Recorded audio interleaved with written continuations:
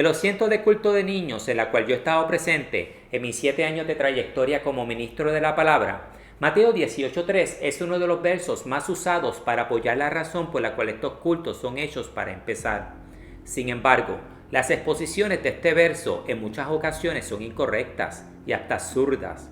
Coritos han sido escritos usando este mismo verso para la exaltación del hombre en vez de Dios.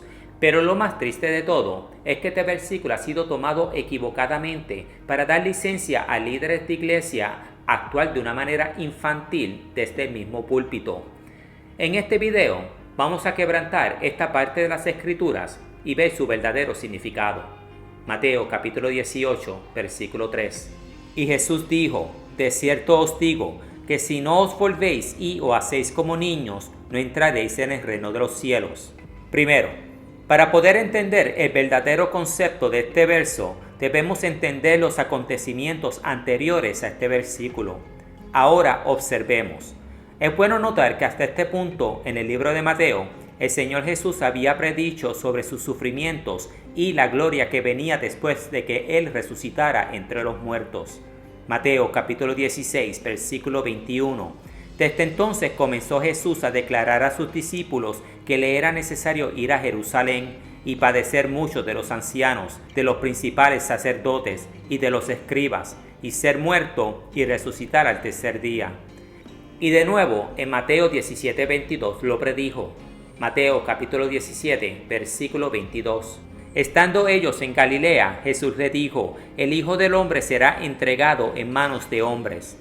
Sin embargo, los discípulos de Cristo estaban más enfocados en quién iba a ser el más grande entre ellos, quién se sentaría a la diestra de Jesús y todo el resto. Lucas capítulo 22, versículo 24. Hubo también entre los discípulos una disputa sobre quién de ellos sería el mayor.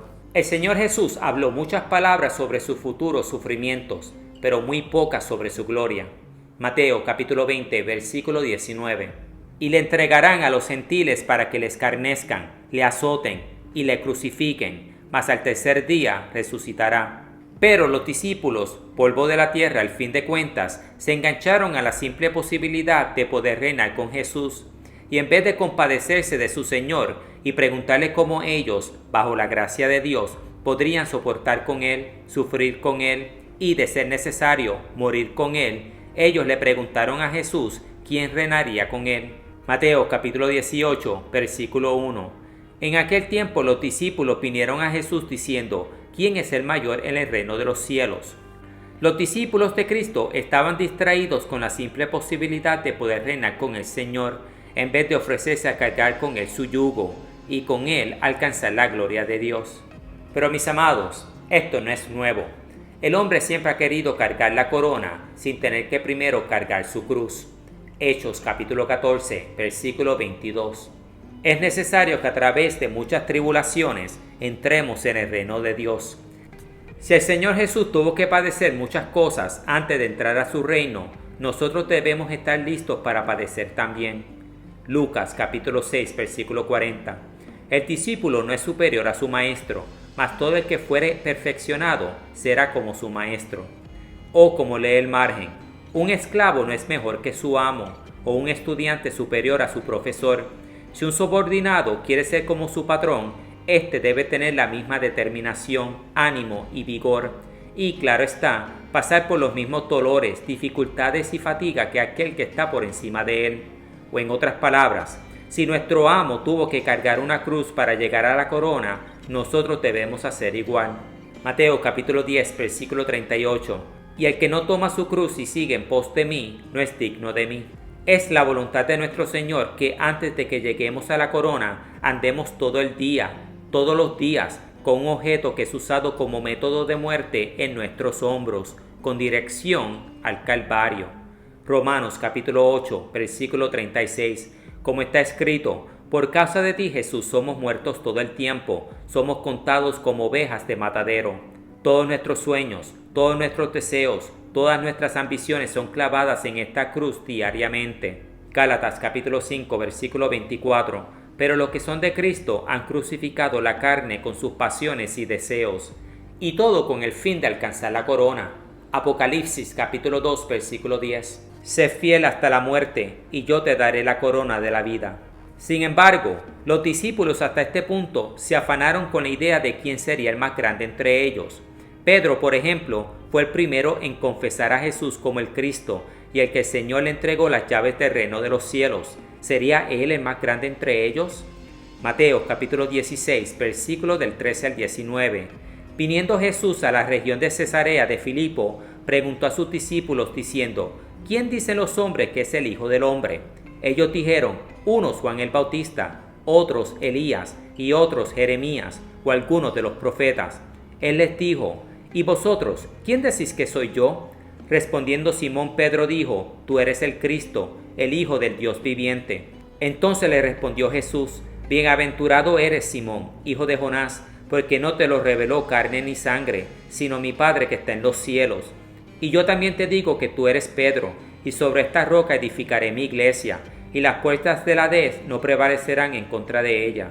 Y a ti te daré las llaves del reino de los cielos, y todo lo que atares en la tierra será atado en los cielos, y todo lo que desatares en la tierra será desatado en los cielos. ¿Habrá una posibilidad de que Pedro se enalteció y ahora pensaba que él era un buen candidato a ser uno de los más grandes en el reino de Dios? Pero yo opino que Pedro no fue el único. Judas, por el otro lado, era el tesorero entre ellos. A él se le confió la bolsa de dinero. ¿Sería él el más grande entre ellos? Juan, por su parte, era el discípulo amado de nuestro Señor. ¿Sería él el más grande entre ellos? Andrés fue el primero que fue llamado por Jesús. Quizás él también pensó que él podría ser el más grande entre ellos. Esta disputa de vanidad y fantasías tontas fue lo que llevó a Jesús a llamar a un niño entre ellos. Mateo capítulo 18, versículo 2. Y llamando a Jesús a un niño, lo puso en medio de ellos. Es bueno notar que el Señor Jesús usa un niño para dar una gran lección en humildad.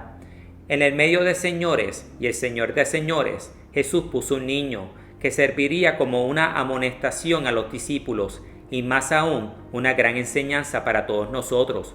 Sería justo observar que los niños no solo son buenos para enseñar, pero también buenos para aprender. La humildad, confianza y sencillez de un niño debería ser una gran lección para todos los adultos. Imagínese usted que usted está guiando su carro y sus pequeños están atrás como pasajeros. Ellos hablan, se ríen y juegan, sin ninguna preocupación de que sus padres en cualquier momento puedan meterse en un accidente de carro. Ellos confían ciegamente en sus padres y no tienen ninguna duda de que sus padres los van a llevar con bien a su destino final. De igual manera, nosotros los adultos deberíamos ser así con nuestro Padre Celestial. Nuestra fe debe ser una en la cual nosotros ciegamente confiamos en el Señor a llevarnos a nuestro destino final, que es el reino de los cielos, pase lo que pase por el camino. Mateo capítulo 18, versículo 3. Y Jesús dijo: De cierto os digo, que si no os volvéis y os hacéis como niños, no entraréis en el reino de los cielos. Ahora veamos. El Señor nos explica aquí que para poder entrar en el reino de los cielos, nos debemos volver o convertir, transformarnos a la semejanza de un niño, o así lee el margen, no a la inmadurez de un niño, pero a la inocencia de un niño. Debemos ser de una mente como la de ellos, pero no someternos al modo de pensar de ellos. Primera de Corintios capítulo 14, versículo 20. Hermanos, no seáis niños en el modo de pensar, sino sed niños en la malicia, pero maduros en el modo de pensar.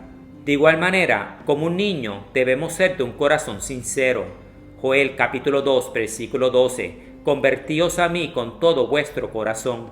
Y como un niño debemos amar con todo el corazón. Lucas capítulo 10, versículo 27. Amarás al Señor tu Dios con todo tu corazón.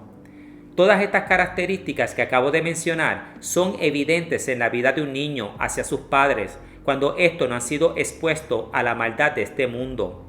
Pero, a lo contrario, han sido expuestos solamente al amor de sus padres y la enseñanza del Dios único. O en otras palabras, un niño que no ha sido expuesto a los ideales de aquellos que están afuera de su hogar, va a compartir la misma mente, el mismo corazón y el mismo amor que aquellos que están dentro de su mismo hogar, como un niño espiritual es con su Padre Celestial. El orgullo y la ambición que están ausentes en la vida de un niño deben de igual manera estar ausentes en la vida de un verdadero creyente. Pero por el otro lado, el deseo y el interés de un niño de aprender de sus padres debe también ser evidente en la vida de un cristiano cuando se trata de su Padre Celestial. Primera de Pedro, capítulo 2, versículo 2. Desea como niños recién nacidos la leche espiritual no adulterada, para que por ella crezcáis para salvación. Para hacerlo más simple, mis amados, cuando el creyente pasa de lo carnal a lo espiritual, ahora queda expuesto a un estado de dependencia de su Padre Celestial, como un niño que por falta de experiencia, madurez y entendimiento queda sujeto a las normas y dirección de sus padres terrenales. Efesios capítulo 6, versículo 1. Hijos, obedeced en el Señor a vuestros padres, porque esto es justo. Pero mis amados, esta no es la manera en que muchos ministros usan Mateo 18:3 en los cultos de niños. Erróneamente y para la devastación de la Iglesia de Cristo, líderes usan este versículo como licencia para la payasería y el entretenimiento de los congregantes en sus iglesias, en sus cultos. Hace un tiempo atrás mi familia y yo fuimos invitados a un culto de niños para adorar, predicar y traer la comedia de la casa de Doña Jenny a los congregantes. El culto comenzó con la pastora de niños exhortando a la niñez de la iglesia a ser valientes como el rey David. Después de cantar un corito dedicado, pues, al rey David, la pastora procedió a predicar de cómo el Señor Jesús es manso y tierno. Tan manso y tierno es Jesús, que de acuerdo a ella, cuando él terminaba de predicar, Jesús se revolcaba en la grama con los discípulos a jugar. Aclaro que la pastora nunca usó la palabra de Dios para apoyar su supuesta enseñanza. Pero lo peor vino después. El pastor de la iglesia y el grupo de adoración vestido de payasos empezaron a adorar a Dios en voces de nenes chiquitos. Invocaron al Dios viviente en el medio de sus payaserías, sin ninguna clase de designio, aun cuando la palabra de Dios condena este mismo acto. Isaías capítulo 1, versículo del 11 al 12. ¿Para qué me sirve, dice Jehová, la multitud de vuestros sacrificios? Hastiado estoy de holocaustos, de carneros y de cebos de animales gordos. No quiero sangre de bueyes, ni de ovejas, ni de machos cabrios. ¿Quién demanda esto de vuestras manos, cuando venís a presentaros delante de mí para hollar mis atrios? Oh, como lee el margen. ¿De qué me sirve a mí las vanas alabanzas de ustedes enfocadas en vosotros y no en mí? ¿Quién demanda de ustedes sus bobas prédicas, llenas de payaserías, chistes, humanismo, autoexaltación y blasfemias? Y todo esto mientras que pisotean la sangre de mi Hijo unigénito en los patios de mi palacio. Hebreos capítulo 10, versículo 29. ¿Cuánto mayor castigo pensáis que merecerá el que pisoteare al Hijo de Dios y tuviere por inmunda la sangre del pacto en la cual fue santificado e hiciera afrenta al Espíritu de gracia? O como lee el margen, ¿cuál peor castigo piensa usted que merece el que pisotea la sangre de Cristo y la trata como si fuera fango o algo común que ni tiene provecho o propósito de ser, especialmente cuando una vez con esa misma sangre sus pecados fueron perdonados y su nombre justificado, y para colmo insulta y afronta al Espíritu Santo, pretendiendo y dando apariencia de ser un árbol fructuoso, cuando en verdad es un palo seco, una rama cortada, lista para el fuego? Mis amados, nuestro Señor no solamente no se complace con nuestros bobos cultos enfocados en nosotros mismos, Él los aborrece. Para concluir con esta experiencia que tuve en dicha iglesia, después de más de 45 minutos de blasfemias de parte de ellos, me tocó a mí traer la parte de la palabra. Los líderes de la iglesia, encabezados por su pastor, no estaban muy contentos con mi predicación. No porque lo que yo compartí esa noche fuera antibíblico, pero porque lo encontraron muy serio y muy cristocéntrico para un culto de niños. No muy felices con mi predicación, el pastor y los líderes de la iglesia procedieron a subirse al altar cuando yo todavía estaba predicando. Todos ellos se pararon detrás de mí, con micrófonos en mano, supongo yo, para intimidarme. No lo lograron, y yo terminé la predicación en el momento oportuno. Después de todo, es bien difícil ser intimidado por un pastor y sus líderes cuando todos ellos tenían sus caras pintadas de payasos. El pastor nunca tuvo la postura necesaria para ponerle un pare a mi predicación o para llamarme la atención por algo que estuviera dicho o hecho fuera de lugar.